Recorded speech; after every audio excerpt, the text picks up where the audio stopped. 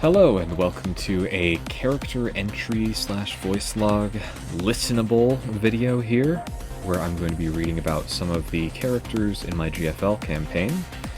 This is CF05, the one that I was struggling to remember her name several times, and she's our skirmisher that's wearing the balaclava.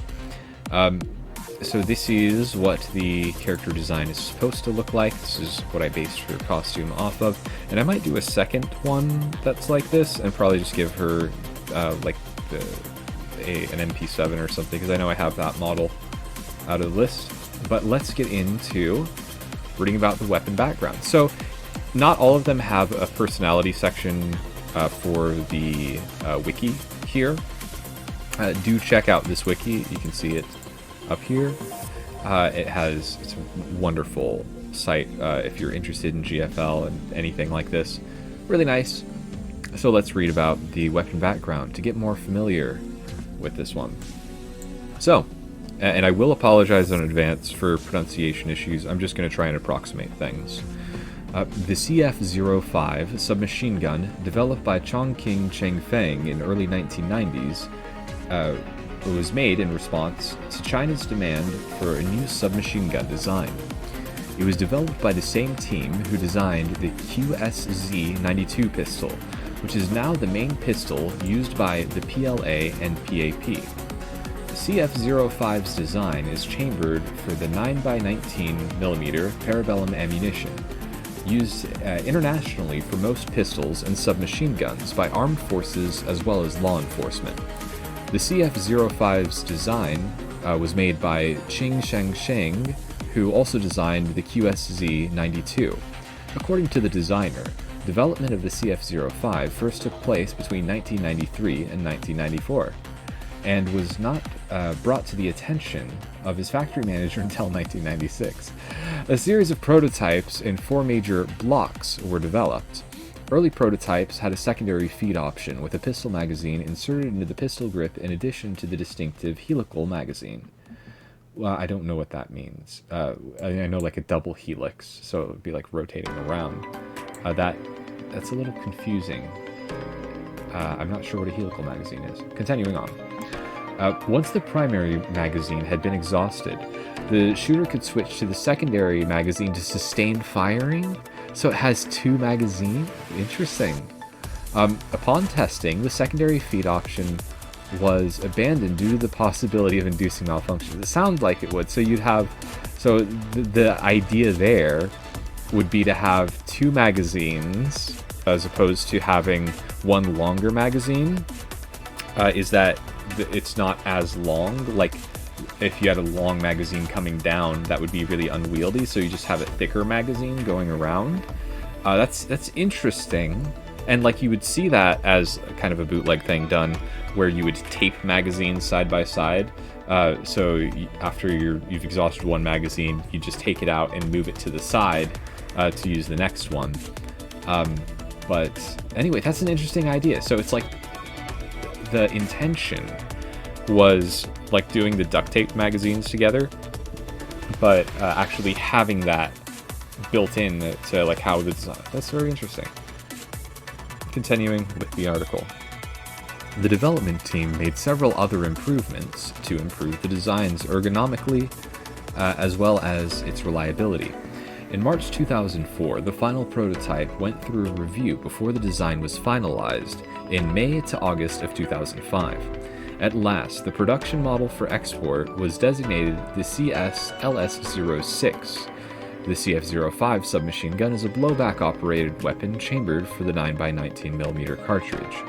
It fires from a closed bolt of a telescope design, which wraps around the barrel.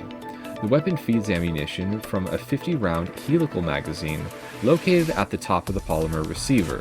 It is fitted with a collapsible stock, and the barrel is threaded to accept a suppressor.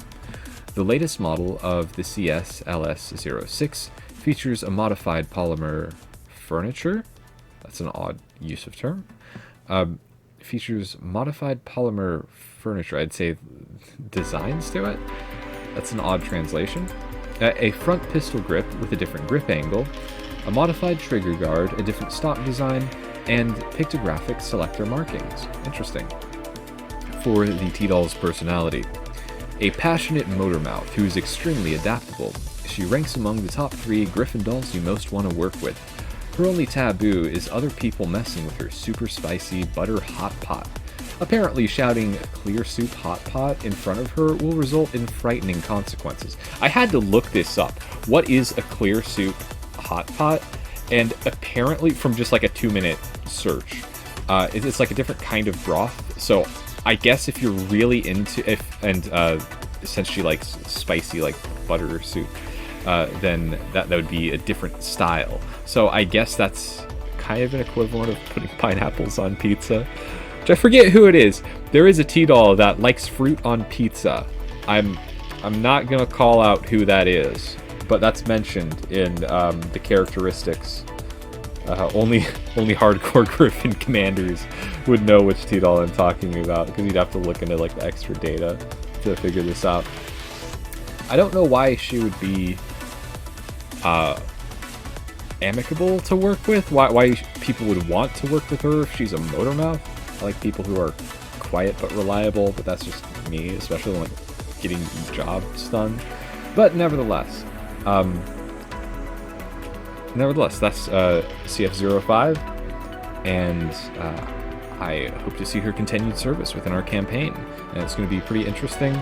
I might make some spicy jokes now that I know that. Let's continue on.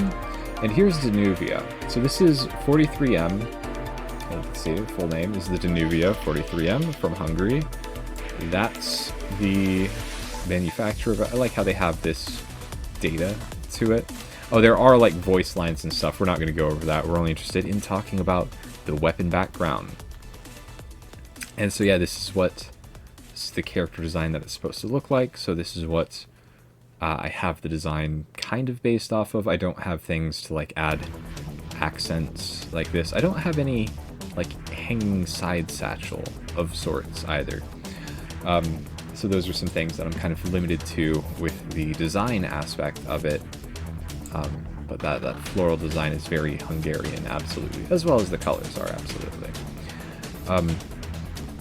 So actually you can see Hungarian flag here, and the main colors that are used in her costume reflect that.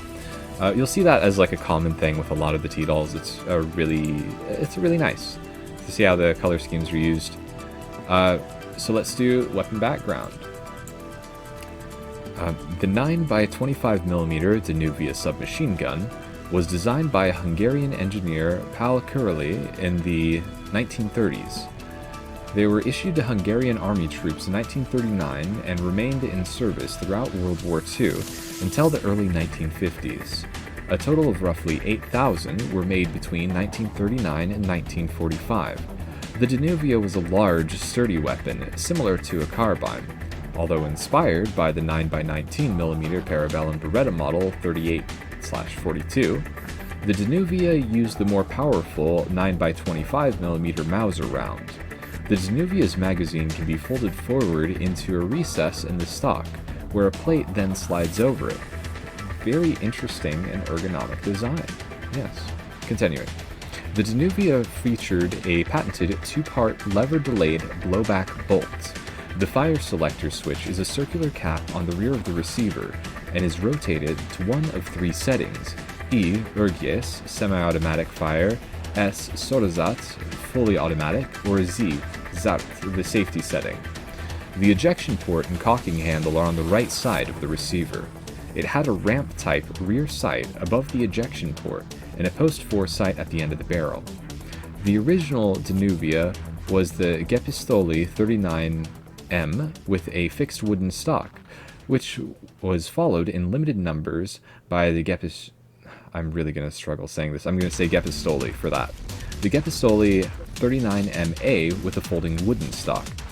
In 1943, a new version with a forward-folding metal stock, wood forestock, and pistol grip was designated the Gepistoli 43M. The 43M was the most produced version and had a shortened barrel and a forward-angled magazine. That's a common thing I will mention. So we have the magazine, it goes up and down. Like you see this with the banana clips, as they're called, even though they're not a clip. Not going to do that autism again. But you'll see that a lot with magazines being angled. So instead of being up and down, it goes forward slightly. So that lowers the overall height of the gun, which can be like annoying to deal with. As I mentioned with talking about CF05, talking about instead of having one really long clip, having two clips side by side is easier to manage and easier to maneuver around. It's kind of hard to explain why that ergonomically makes sense, but it is more ergonomic to lower the overall height of the weapon, so you will see that design with more advanced rifles or more advanced feeding mechanisms. If possible, it will shorten the height by curving the magazine. Okay, that's all for this episode. If you were wondering what's going on here in the background, this is the GFL soundtrack. I hope that this has been an interesting little expansion for learning about some of the weapons that are being used here.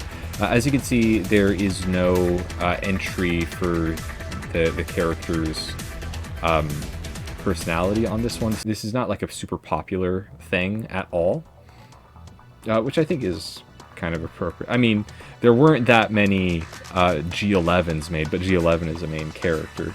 But nevertheless, this is not like a super popular character. There's not a lot of lore on them. But I really like the art design, which is why I brought that in as a character. And that happened to be rolled by my gacha system of random recruits appearing. So as we do more missions, and as we run into more characters, I will bring up more entries like this. Sometimes there's not a lot to say as to their personality and everything. I've noticed that I have been extremely aggressive with this very cute and mild-tempered looking T-Doll. Very reliable. But that's just me talking about how gameplay has been so far. Nevertheless, let us continue this in another episode. If I'm doing a playlist out of this, I'll try and kind of like stagger it, where after a mission I'll put up one of these. Well, we'll get into more gameplay in the next episode. Hopefully this is like a nice change of pace. It's very listenable, very chill. And I will see you in the next episode. Thank you very much for listening. And we should be back on the field if you are watching in order, so to speak. Thanks again, and I'll see you soon.